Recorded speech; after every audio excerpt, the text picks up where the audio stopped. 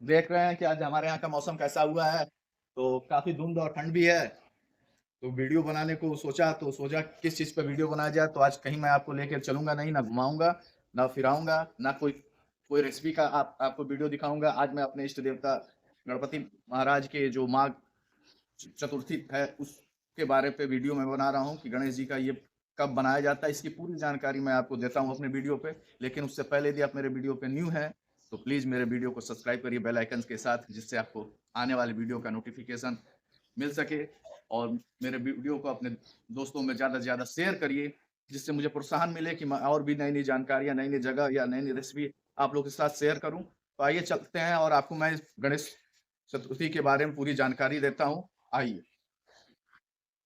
तो दोस्तों आप देख सकते हैं कि मेरे घर में ज़्यादातर हर जगह आपको गणेश जी के ही फोटो दिखेंगे, क्योंकि आप सभी जानते भी हैं होंगे कि मैं गणपति महाराज का ही उपासक हूँ, मेरे इष्ट देवता हैं। तो मैं इनकी ही पूजा करता हूँ। तो आज इन्हीं की व्रत कथा के बारे में, जो माघ संकटा चतुर्थी कहा जाता है या तिलकुट चतुर्थी कहा जाता है, इस व्रत का टाइम पूरी जानकारी मैं दूंगा। जैसे टाइम कब इसका है, किस तरह पूजा की जाती है, कथा क्या है, पूरी आपको मैं जानकारी इसके बारे में बताता हूँ।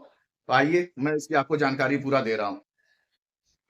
तो दोस्तों देखे होंगे कि एक बार मैंने एक व्रत किया था, तो उसमें भी ये गणपति महाराज हमारे विराजमान थे। इन्हीं गणपति महाराज की पूजा की थी। तो यहाँ मुझे थोड़ा ठंड भी लग रहा है, मौसम बताया था तो मैं टोपी पहन लेता हूँ। तो मैं आज आपको बताता हूँ माघ चतुर्थी क्यों मनाई जाती है, इसका सही मुहूर्त क्या है। तो माघ संकट चतुर्थी, जो आप तिलकुट चतुर्थी भी कह सकते हैं, जिसमें देखिए ये तिल, गंजी, गुड़ चढ़ाया जाता है। तो इस व्रत को हम 29 तारीख को, यानी कि कल 29 तारीख को मनाएंगे। और यह चतुर्थी लग रही है सुबह 10:30 से। 30 तारीख को लगभग पौने 9 बजे तक, सुबह तक ये चतुर्थी तिथि है। तो हम लोग शास्त्रों पंचांगों के अनुसार, ये पंचांग में जो लिखा हुआ है तो उस अनुसार मैं बता रहा हूँ। तो ये 30 तारीख तक रहेगा।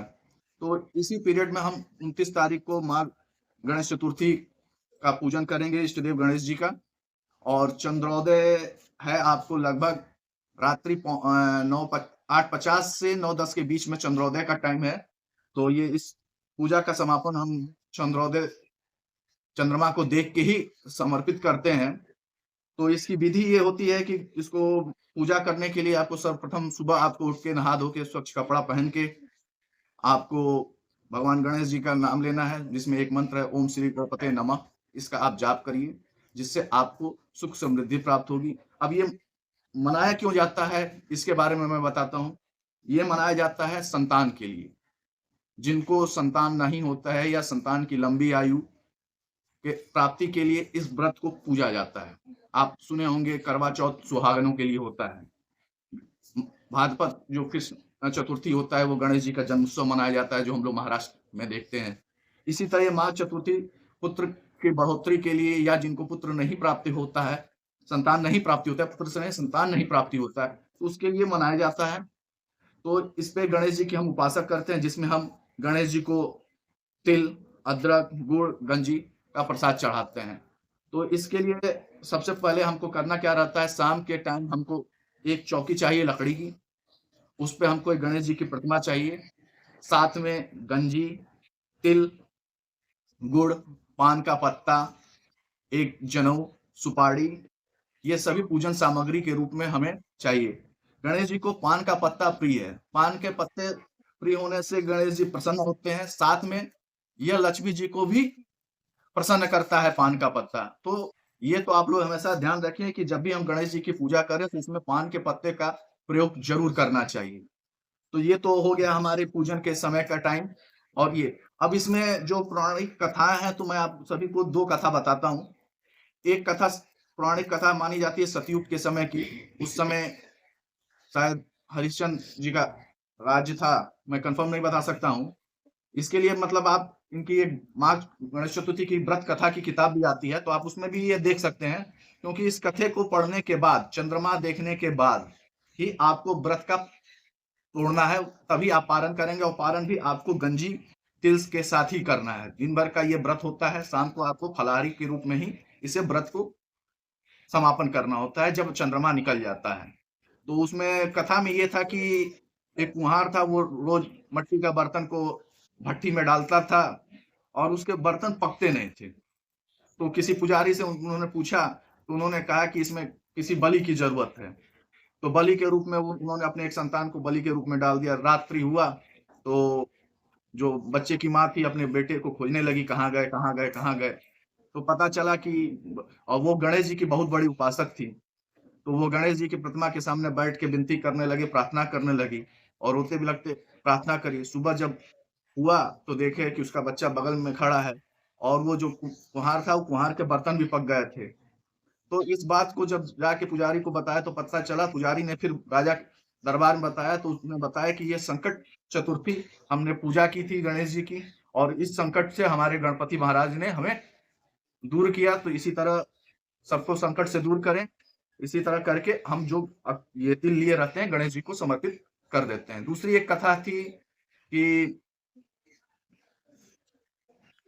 एक पौराणिक कथा ये भी है कि एक गांव में एक बुढ़िया रहती थी, वो गणेश जी की बहुत बड़ी उपासक थी, बहुत बड़ी। जैसे हम भी नहीं हैं, उनसे भी बड़े थे। तो गणेश जी प्रसन्न होकर उसको दर्शन दिए और उससे कहे कि जो तुम्हें वरदान मांगना है मांग लो। तो बुढ़िया वो अंधी थी, उसको कुछ समझ में नहीं आया क्या मांगे, तो कही कि मुझे कुछ समझ में नहीं आ रहा है कि मैं क्या मांगू। तो गणपति ने कहा ठीक है, तुम अपने बेटे पुत्र से पूछ लो। तो बेटे के पास गई तो बेटे ने धन माया मांगने को कहा। पुत्र वधु के पास गई तो उसने नाती पोते के लिए कहा। मोहल्ले के लोगों से पूछी तो उसने कहा कि आप लोग अपनी आंख मांग लो। तो फिर वो गणेश जी के पास आई तो गणेश जी से कही कि यदि आप मुझ पर प्रसन्न हैं तो मुझे 9 करोड़ की माया दो, निरोग काया दो, अखंड सुहाग दो, आंखों की रोशनी दो, नाती पोता दो, सुख दो और समृद्धि दो और जीवन के अंत में मोक्ष दो। तो उस पर गणेश जी ने कहा कि बुढ़िया माँ, तुमने तो मुझे ठग लिया, लेकिन जाओ तुम्हारी सभी मनोकामना पूरी होगी। तो इस तरह गणपति महाराज ने उसका भी हर मनोकामना पूरा किया। तो इसी तरह आप भी गणपति से प्रार्थना करके मनोकामना को पूरा कर सकते हैं। तो ये दो पौराणिक कथा जो मुझे याद थी और जो मैंने नेट से पढ़ा, तो मैंने आप सबके सामने बताया। यदि और भी एक सबसे बड़ी बात है कि जिसको भी ये आप देखे भी होंगे कि इनकी गणेश की आरती में भी है कि बाजन को पुत्र दे, निर्धन को माया। मतलब इनके में है ही गणपति महाराज में कि इनके व्रत को यदि कोई करता है, इनकी अच्छे तरह से पूजा अर्चना करता है, तो हर तरह की सुख समृद्धि, कोई भी बाधा संकट, इसको मतलब संकट को दूर करके सुख समृद्धि लाने का कार्य करते हैं। तो मेरी जानकारी दोस्तों कैसे लगी तो प्लीज कमेंट करके बताइएगा। और गणपति महाराज का जो तिथि मैंने बताया है 29 तारीख, ये 29 तारीख ही को मनाया जाएगा महा गणेश चतुर्थी। और इसमें दिन भर उपवास रहा जाता है और उपवास रहने के बाद आप शाम को वही जो मैंने बताया, लकड़ी के चौकी चाहिए पूजा करने के लिए, गणेश जी की प्रतिमा चाहिए, जनेऊ चाहिए, पान चाहिए, तिलकुट चाहिए, गंजी चाहिए फल में। इस सब को भोग लगा के साथ में इनकी एक कथा की बुक भी आती है। यदि आप उसको कथा को पढ़ने के बाद और चढ़ाने के बाद जब चंद्रमा निकल जाए तब आप इस व्रत को तोड़ें। और साथ में जब ये सब हो जाए तो उसपे आप जब चंद्रमा निकल जाता है कथा सुनने के बाद, तो आप इस पे जाके बाहर चंद्रमा को देख के अर्घ दीजिए और अर्घ देने के बाद जो ये प्रसाद होता है इसी को ग्रहण किया जाता है और इस तरह ये व्रत संपन्न होता है। तो दोस्तों ये मेरी अपनी व्यक्तिगत जानकारी थी, मैं किसी को इस पे वो नहीं करता हूँ। मैंने जहाँ पढ़ा, जो जानता हूँ और जो मेरे घर में लोग करते आए हैं तो उसी से मैं शेयर किया हूँ। तो आपको ये जानकारी कैसी लगी तो प्लीज कमेंट करके बताइएगा। मिलते हैं फिर किसी नए ब्लॉग में। Bye bye friend.